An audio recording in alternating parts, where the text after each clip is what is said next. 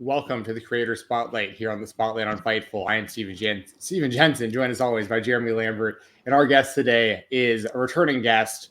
I'll try not to botch the intro too much worse, so just mess my own name up. We have the former BLP heavyweight champion, DDT Ironman heavyweight metal champion, heavy metal champion. Can't even say that. GCW Extreme champion.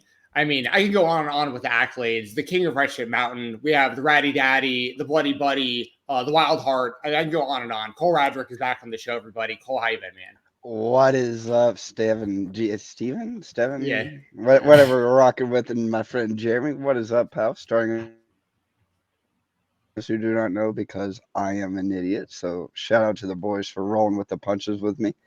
And we're here, baby. We're living. we were talking 6 feet tall, by the way. Cole Radrick is a confirmed giant at 6 feet tall. That is a confirmed thing from years ago.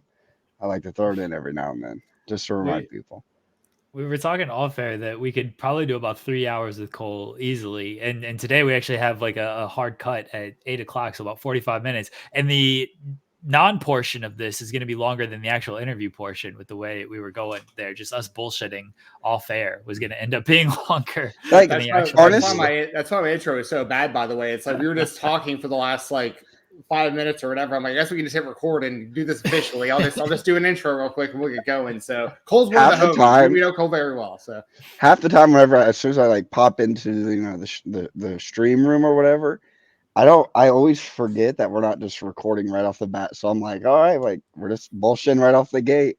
So half the time it feels like we talked for 15 to 20 minutes, and we're like, all right, we actually have to start recording at some point. Which I mean, Usually you're flipping one of us off and, doing. Today you were flashing us for people who... You didn't record that, though, which I am really happy about. No. Because usually, on everything else I hop on with Fightful, there's also, the cool, little nicknames and shit.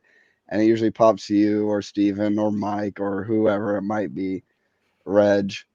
And, I'll get a reaction. And then, I saw you guys talking. So I was like, all right, I'll do a quick little flash. And then all of a sudden I see myself on the screen and I'm like, well, shit. All right, let's jump into some stuff here. I have a very important question for you, Cole. We spoke with the other show that I do with Joel. We spoke with Effie today. We don't care about Joel, but we spoke with Effie, a person very well. And I asked him to say something mean about you because I just thought that was funny to ask. And he said, the meanest thing he can say about you right now is he misses you and he has not seen you enough recently. So the way I'm going to frame this is, why have you been not returning Effie's messages? Why have you not been hanging out with Effie? Why are you a bad friend? That's what I surmised from Effie's answer of say something mean about Cole Radrick. So when Effie doesn't have his emotional support Cole around, which is at any point in time during a weekend of a show, that he just needs to go and sometimes it's just a scream, sometimes it's a yell, sometimes it's just 5 seconds of him just giving me a look or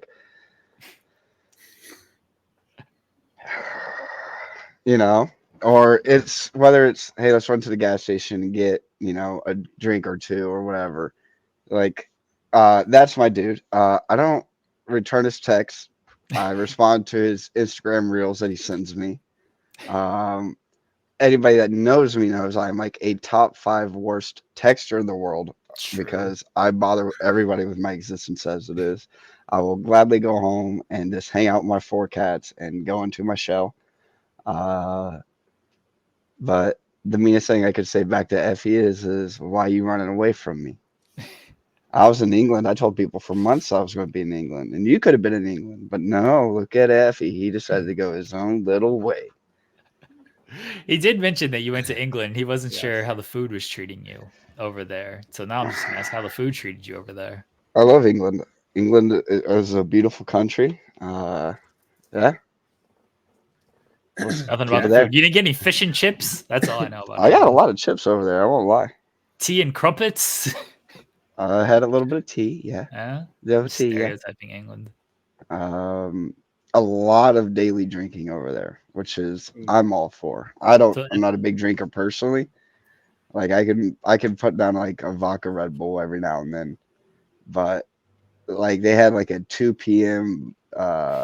Football game, and I'm telling you, these guys there's like probably like 400 people just sloshed in the middle of Manchester, and I was like, this is a good experience. Like, I'm a people watcher, so like I'm like, all right, like hell yeah.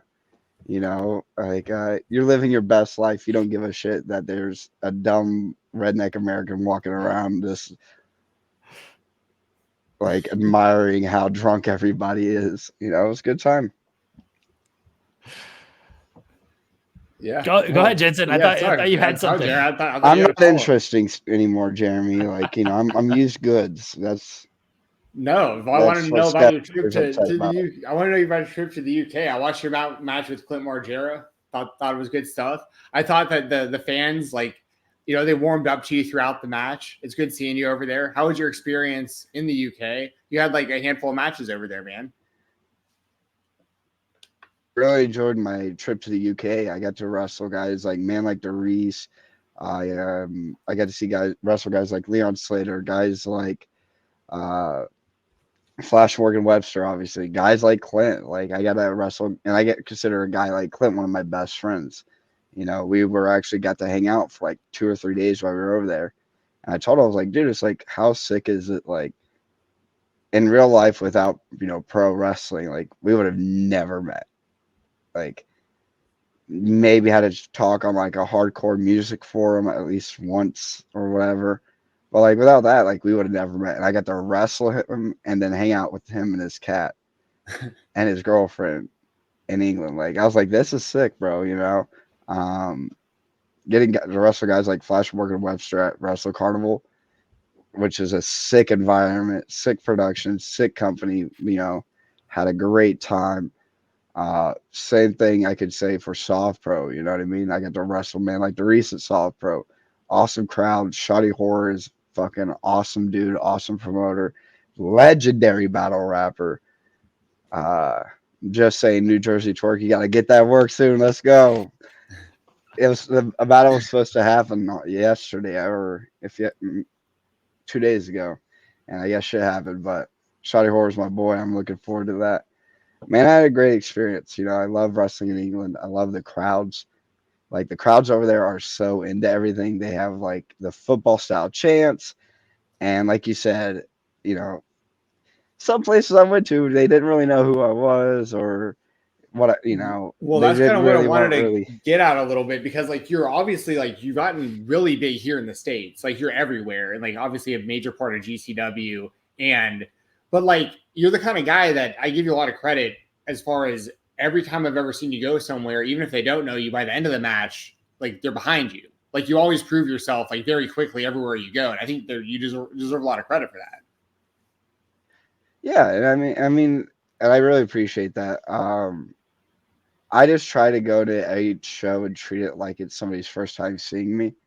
And, obviously I go to GCW, I work for GCW a lot. Like you say, I'm a mainstay for GCW.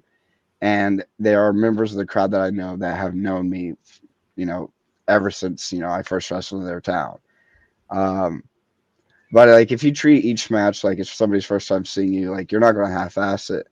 And I hope that's what carries on, through watching my wrestling is like, I'm fully invested. Like, I love pro wrestling. It is who I am. Like, whenever I die, you're going to talk about my life as a pro wrestler. And if I can put that passion on a pedestal and get you to see that throughout, how I treat a match or how I interact with the crowd or how I interact with somebody at a merch table or in a passing interaction, like, it's only going to make the experience better. And that's what I try to do, is just be as entertaining as they can be while being as real as to who I am as a person. And I will vouch for Cole on that. Just one, you were the reason I went to my first GCW event earlier this year. Yeah, that was my first GCW event, and I only went to see you. And so I was there. I took my mark photo with you that I'm sure people for some reason got upset. The best part, which is when we're all hanging out afterwards, and the Cease twins were there, and we're like, "Can we get a picture?" Yeah, and we had you take the picture of us, and you're like, "What are we doing here? Why am I taking this photo of you guys. But I want to put you over for being very personable. Like during the show, you're coming out talking to people. Of course, after the show, hanging out, doing that whole thing. You wrestled Matt Cardona that night as well, which was a really fun match and a really good performance. Like your Like, what is real takeaways. life, right? What's that? I said, what's real life, bro? I got wrestling Matt Cardona. You take- I had told him, or I had told somebody, probably Effie, honestly, like in 8th grade, like whenever I was on like the wrestling team, I would always listen to like O Radio as like my hype up song before I went out and wrestled. And then I had like a moment like right before I wrestled him.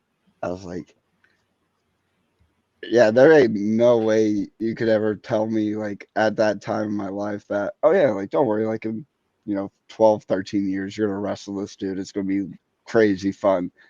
Good luck, see you there. Like that was such a cool experience. And yeah, like I remember us getting to meet, and I just remember I don't know. I always feel like I mess up like first impressions, and I was like, "Oh, this dude's sick. Like you're hella cool. You're a very good person." Oh, these are the all the drugs talking right now. That Looking around. the Tylenol. I said, Everybody. me waking up from a nap an hour ago. Yeah, Yeah. that's honestly big same. So like, I just said, well, you got to have that pre-Thanksgiving nap, everybody. Yes. No, Well, I told you I wanted to go to the show to see you, to watch this, just take in my first GCW show. But like, you were the reason I legitimately wanted to go there, is because we've talked online plenty, and I was like, I want to go see and actually meet Cole and just check out the show and stuff. So I was really excited to finally meet you again. If you see Cole at a show, go say hi. I assume most of the fans Easiest are nice person to and talk cool, to, but promise you. yeah, I missed you in Atlanta, man. We were just talking about that a little bit before we started I recording. I know I'm a son of a bitch, bro. I'm sorry. You had to go to the UK. You just had to go. No, man, I'm I happy had to for go you. over there and get some walkers and pom poms. You missed a banger of a show here at Center Stage, but we missed you, dude. We I were talking watched about you. the backstage fight. Yeah, Might be like my favorite thing I've ever seen. really.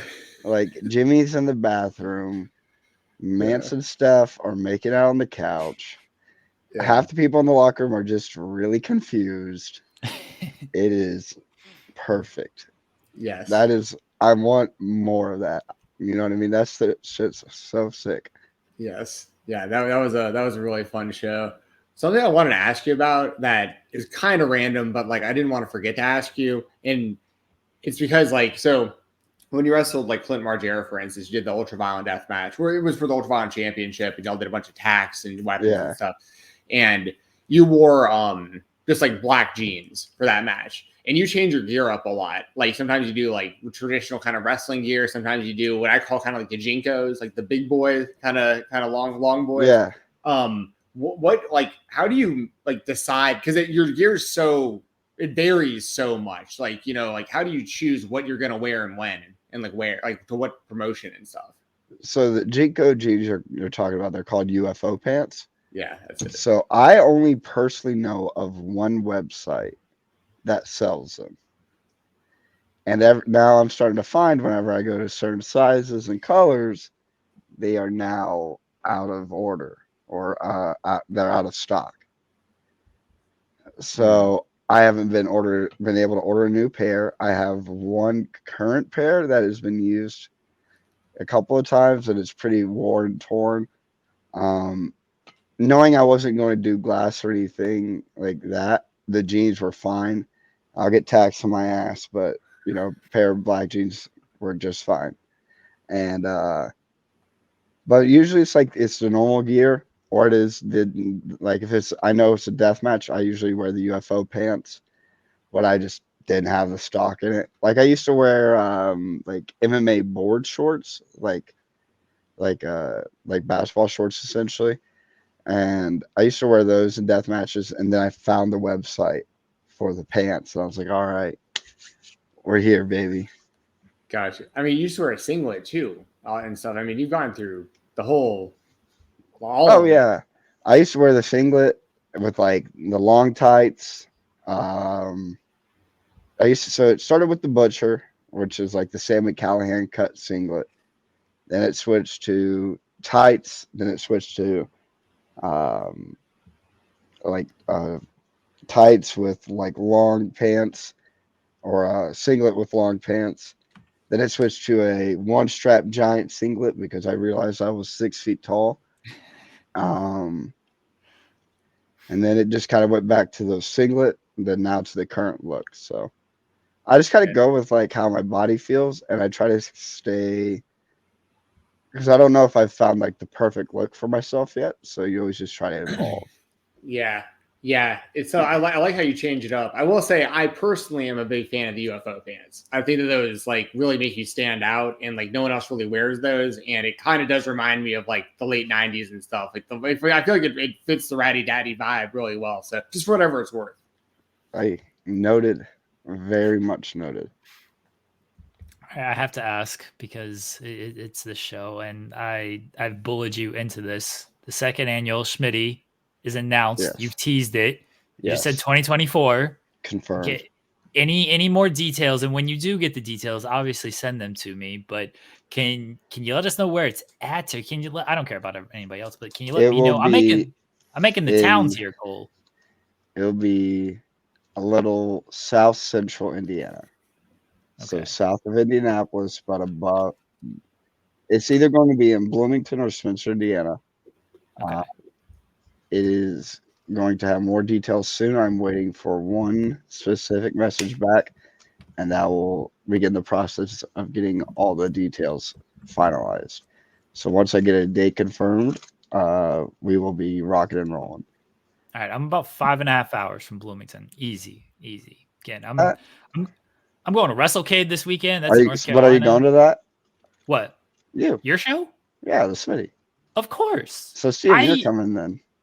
Wait, how far away is this from Atlanta? Oh, from Atlanta? I don't know. Let's what's the drive? 7 hours. I don't know. 6 hours, 7 hours. Fascinating radio here as we look up flights. 7 hours and 46 minutes. That's Bloomington. It was mine. And then you guys split a hotel room. We have a great night. True. Man, I would love to. There's nice scenery in the college town of Bloomington, Indiana. Yes. Sounds like fun. You know what? You know, it's a good bar, like a beautiful bar in Bloomington, Indiana, the Cade, I might add. Shout out Moose. Oh, Barcade. Oh, I'm there. Barcade, top tier. There.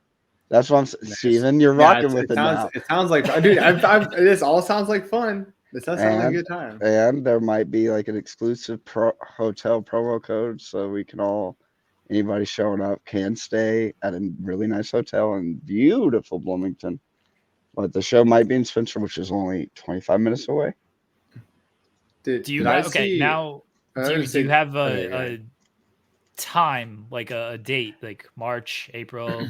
So it is very dependent on this message. Okay. So it would either be, I would either probably say May, early May, or September. Well, it's a birthday present to myself right then, if it's September.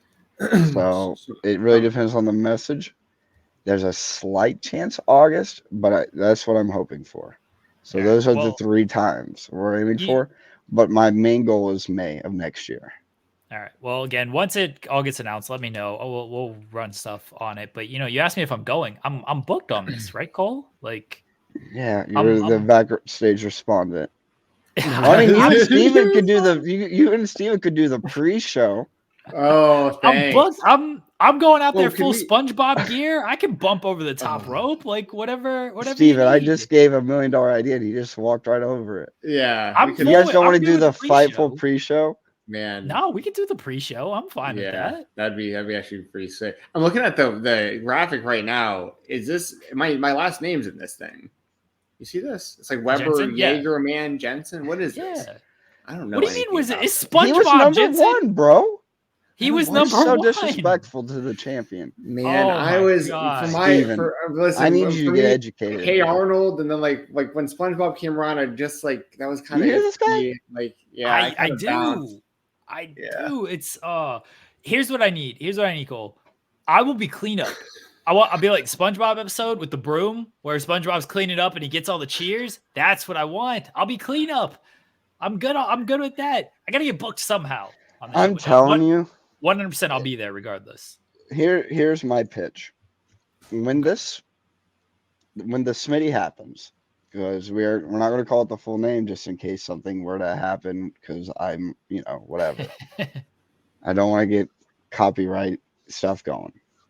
So when the Smitty happens, when they confirm it at this certain venue, it will be the best wrestling show I've ever put on. It's going to have so many good surprises. I'm pulling every friend card I have to make some cool shit happen. And I think you and Steven? Steven, yeah. Steven. Sorry, you earlier got me messed up. I think you guys should both pull up to it. I know you said you were going to, Jeremy. Yeah, I'm 100%. Well, we got to convince him over here to do it. I can try. Jensen, we gotta make this happen. I'm there. Sounds like 100%. fun. No questions asked. Come Unless something catastrophic happens. I got children. And then imagine how many interviews with people at the show you could do. See, I don't want to work. I just want to have fun. Every time I've ever seen Steven, I've done an interview. Oh, I know. Yeah. That's not a complaint. That is not a complaint. Don't get emotional. I tell you guys all the time. I'm the first person you guys should call if you have a spot open. Love talking to my boys. The last time I saw you, I interviewed you and like 5 other people at the same time. That was fun. Y'all had just an interview rotation, just pass the phone around. Yeah, that was fun. Oh, Jensen always, I appreciate, because Jensen will do the interviews and then send them to me, and then I have the team cover it and stuff. I like to go to these shows. I don't want to do anywhere. I'm going to WrestleCade this weekend. I don't feel like working. See you there. Are you going to WrestleCade? Yeah. Oh, I didn't know that. Okay. I'm home, baby boy. Oh, I didn't realize you were going to be at home. That's I'm going home to GCW, baby. What you talk about, Willis? All right, good. I'll get there on Friday. I'll be there on Friday, so I'll be there all weekend. Yeah, I think that's what time. I think we're leaving later on Thursday, so I should get there Friday. Okay, yeah. I know GCW is Friday night. Well, I asked about BLP because I know you're booked there often, and I'll be at BLP next week. I didn't realize you're already booked for wrestling. Hell yeah, that makes me even more excited. Yeah, so you don't have to wait till next week to see me see Friday. Well, that's good. Good. I'm glad I'll get to see you this weekend then. Let's go. Sorry, I have time. a cat freaking out over here. Have you done a WrestleCade yet, Cole? Have you been there? Not WrestleCade. I've worked for AML. Great company, great people. Like, cannot say enough good things about them. I've wrestled for AML. I haven't done a WrestleCade, but I've wrestled in North Carolina a couple times. So WrestleCade love it. This year, it feels bigger than ever because they got the GCW stuff this year, which, that's the first year they're doing that. They always have like the little super show and everything. And like, it's always been a few current people and then a couple like indie people, but largely like kind of bigger names from the past is what WrestleCade has always been. And this year with like, it's become its own like independent stuff as well with GCW. So I'm very excited since we interview a lot of independent wrestlers. So I'm really excited that GCW is going to be there. And it's a sick show lined up that they have already. So yeah, I'm really excited for it. Like I said, like you said, it's my first one. And man, I love wrestling. Like it's my favorite thing in the entire world. So just to go and experience so many like cool things that there's going to like things people are selling, people that are there, like at WrestleCon this year, Mania year. You know who I got? The one person I took a photo with because I'm a mark. Who is that? Butterbean. Oh, bro! And you know who made me take the photo?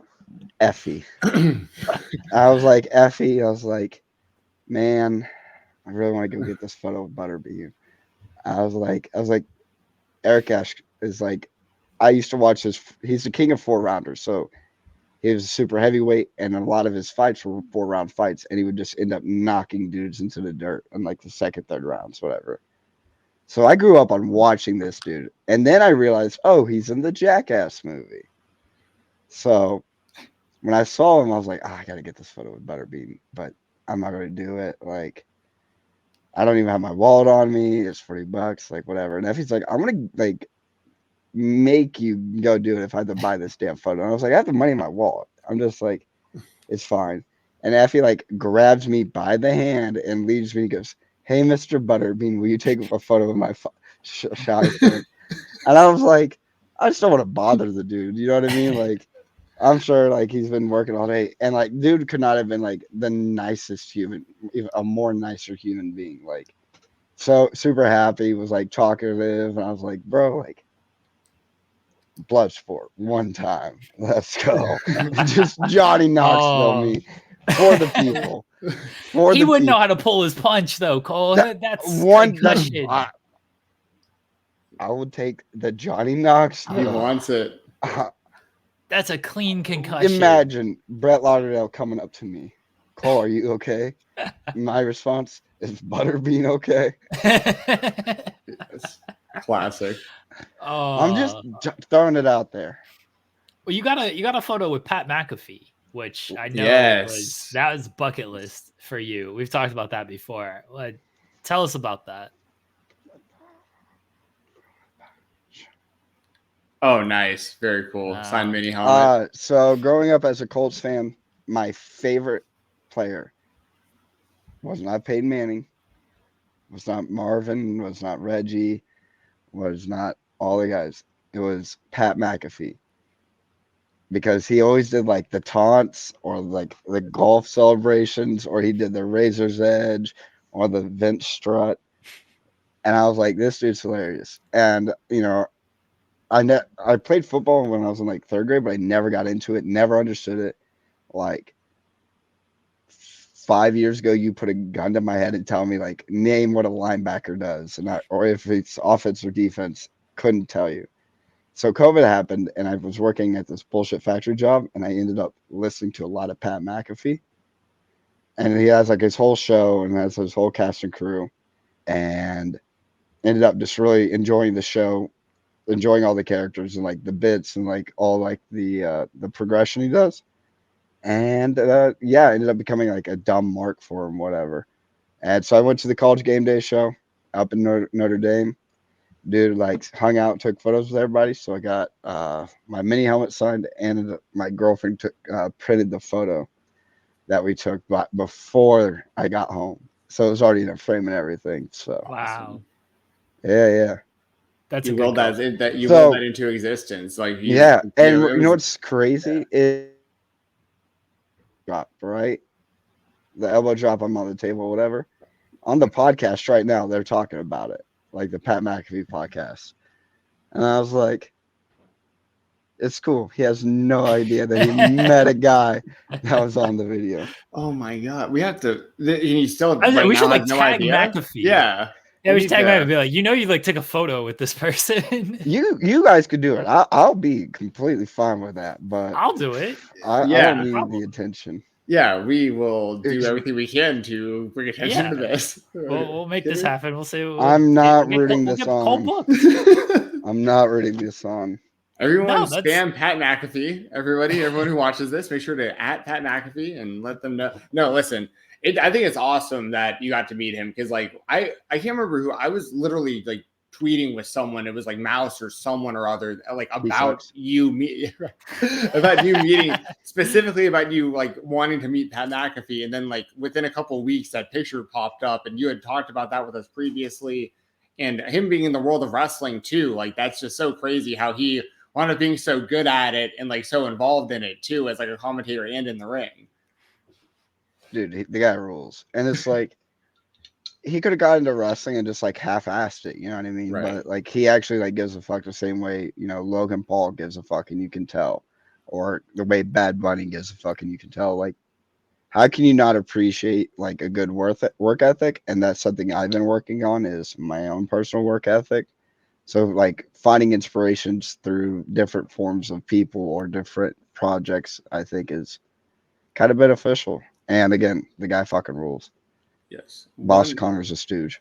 Boston Connor, I love it. Ty, I like a lot on that. Did you see that Ty sharded on the show? I was watching it live. I was watching it live yesterday. Yeah.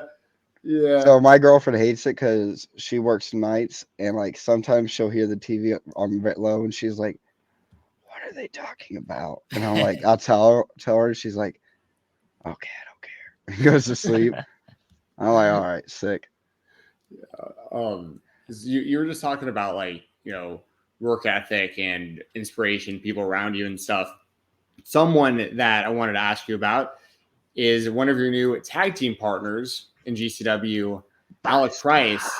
Yeah, man, the Garbage Love that Daddies. fucking guy, bro. I love you guys as a tag team. I think it works great. I never would have like thought of the two of you as a tag team, but like since it's been happening, I've loved it. What's it been like teaming with the current IWTV champion Alec Price in GCW so often recently? Bro, that's my fucking boy, dude. Like, but so, I mean, it's kind of the same thing with Clint, where it's like this is Boston, Massachusetts brother who talks like a basta, and he's going to talk about the market and all these other things. And when the first time I met him, I was like, oh, like this is my like one of my best friends now. Like we're goofing off, we're laughing, and then we wrestled like once or twice.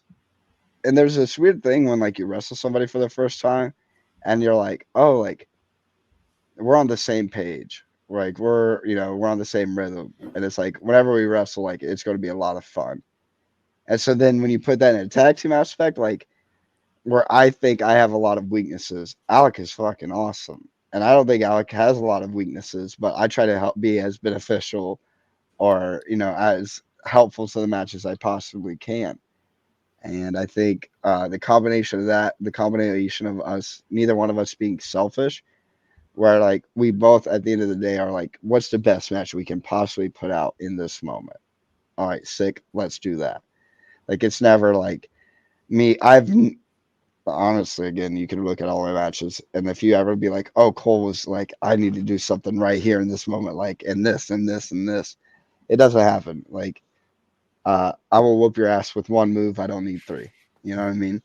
How did that come? How did that come together? Like you guys teaming to begin with? I think it was just. I think the artists formerly known as the Bang Brothers needed to have a tag team to face in Chicago, and we were put together once, and it just gelled so well that we ended up doing it a couple more times, and now we faced East West. We faced Bussy, Macisos. I believe we may have done a multi-man with Violence is Forever, but I could be very much wrong in that as well. So, one other follow-up I had about that was you mentioned East West. You guys were actually the last match for East West before they kind of like disbanded for Nick Wayne to go full time with AEW. What was it like?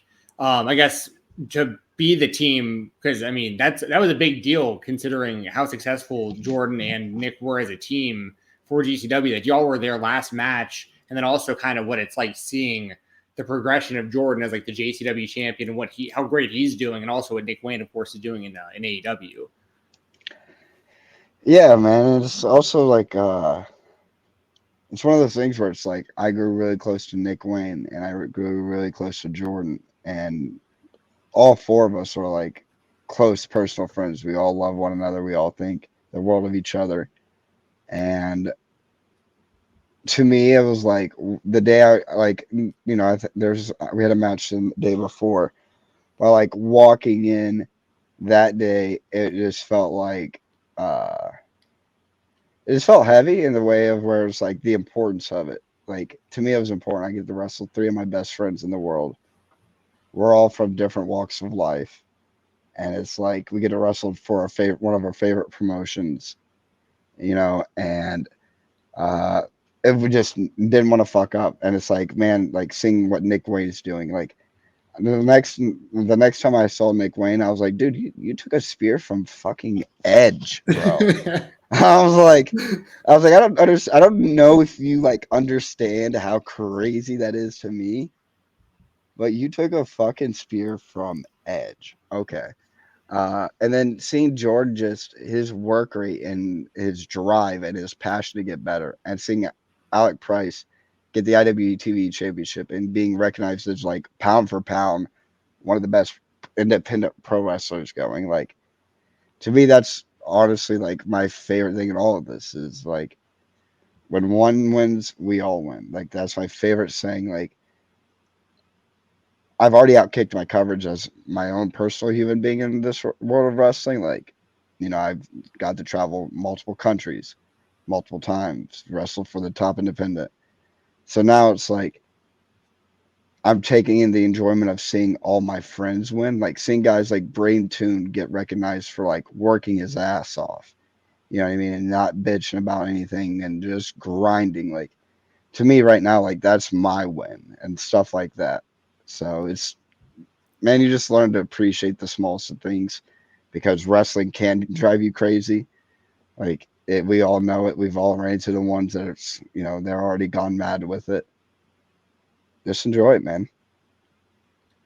Last time I spoke to you, Cole, it was after the AEW stuff, and we spoke about that, and you kind of, you said very similar things of just like, you know, if it ended now, like I'd be good. Like I accomplished so much. I got to wrestle for ROH. Like who would have thought that was going to happen, type of thing. But then I don't know if you know about all of this, but later on that day, Jensen and I spoke to Matt Brannigan, and we talked to him about everything that went on at those tapings, and he gave us some behind the scenes details. Right. And there's a very particular detail we must talk about. Forgot and that about is this. the corn that you did not eat Bro. at catering. Yes. Thank you for remembering that, Jeremy. I completely forgot about that story. Yes. He said you were eyeing the corn all night and you just never went for it. And then by the time you were ready to go for it, there was no more corn. I'm respectful of other people's spaces, man. Like, if you've ever seen me in real life, like, the last thing I will ever want to do is just fuck up somebody's vibe or whatever. And, like, I don't know. It was like the first serving of food they put out or whatever. So everybody was like, everybody that signed and, you know, all that is in there doing their business. So, like, Begging is like, I'm just going to go grab something. Like, I don't care. And I was like, all right, like, whatever. Like, I'm not hungry. I literally just ate before I got here because I know I'm going to be here for a while. And then I eyed up the corn the next time we passed by, and I was like, maybe there's a lot of people in there. They're for sure on the show. So, like, let them eat first. Be respectful. And then they switched up the food, and they never had corn again. But I will say, I think I put down 2 bags of Cheetos cheese puffs. So I feel like that's a respectable amount, and about a water. So, you know, professional athlete. Thank you. Brannigan was saying he was just taking everything. Like he just had pockets full of cookies. I was say, I'm pretty whatever sure he was could have there. brought a sack with him and like left with stuff. Yeah. Listen, he had, you know, he had a couple meals for that now and later. Everybody I'm not narking on the guy here, guys. I'm sorry. Like, this sounds like an investigation. Your friend So definitely had a lot of food leaving a place that where you know you might get one day contracted in 5 to 20 years. Whenever I learned to actually do wrestle, you know, whatever. Independent Brannigan wrestler was not a hungry man when he left the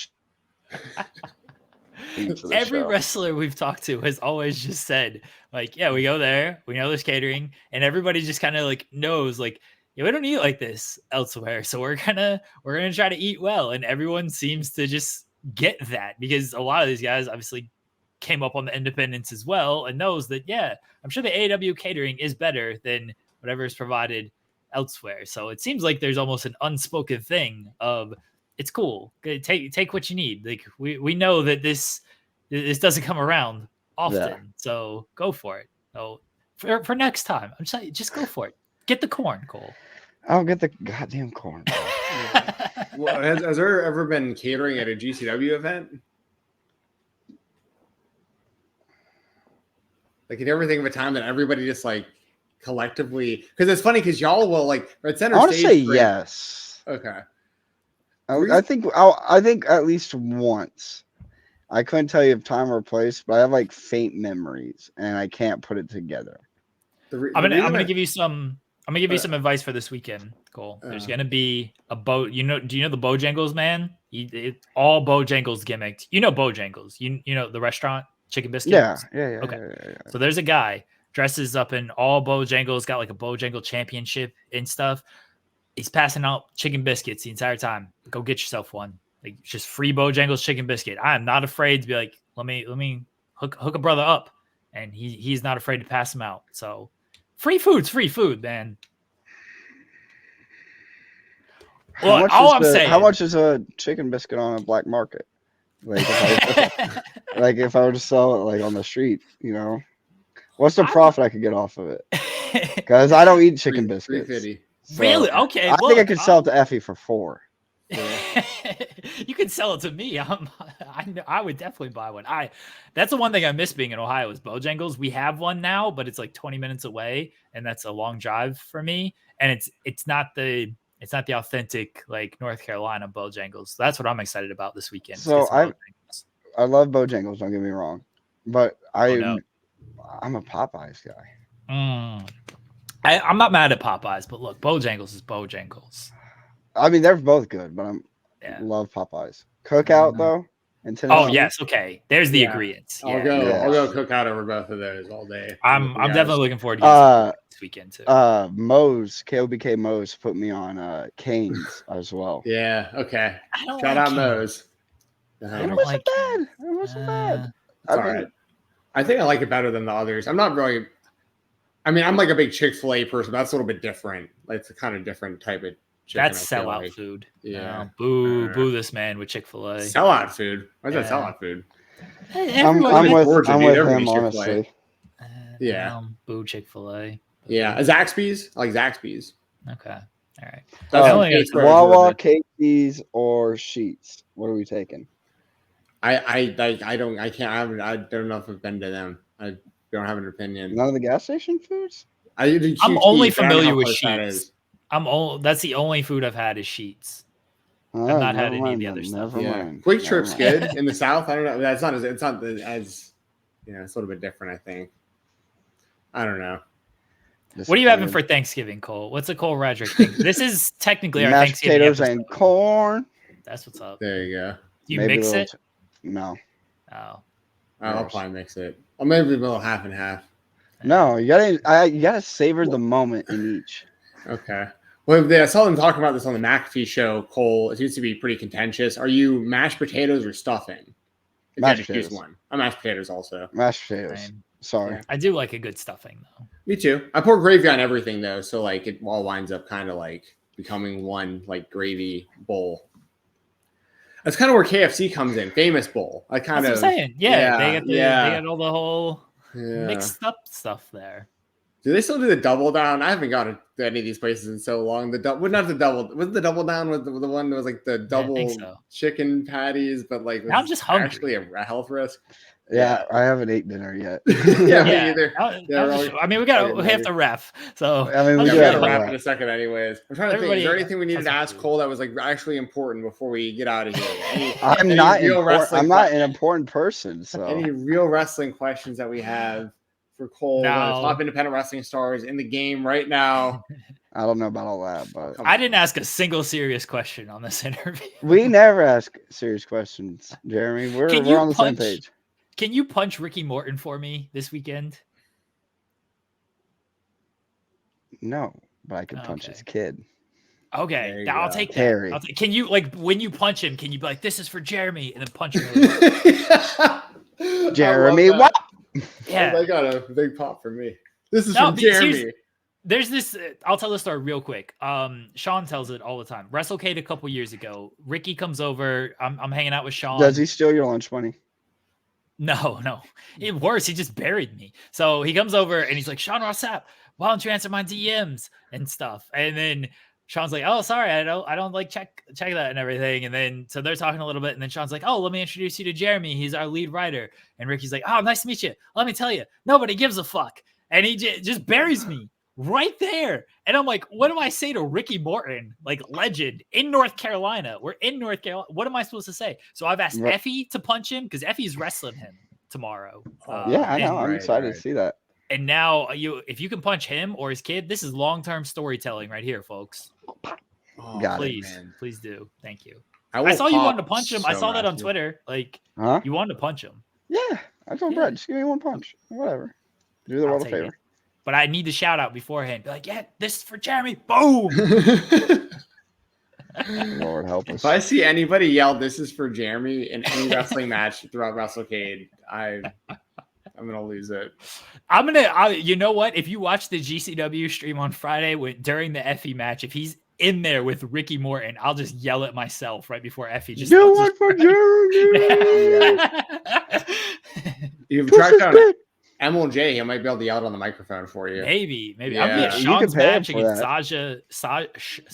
Jeez, can't speak. I'm gonna be at Sean's match against Shaza and yelling a bunch of stuff. So, will you record his entrance so you can see and let everybody else experience what a just loud, eruptive audience he gets every time he walks through a curtain?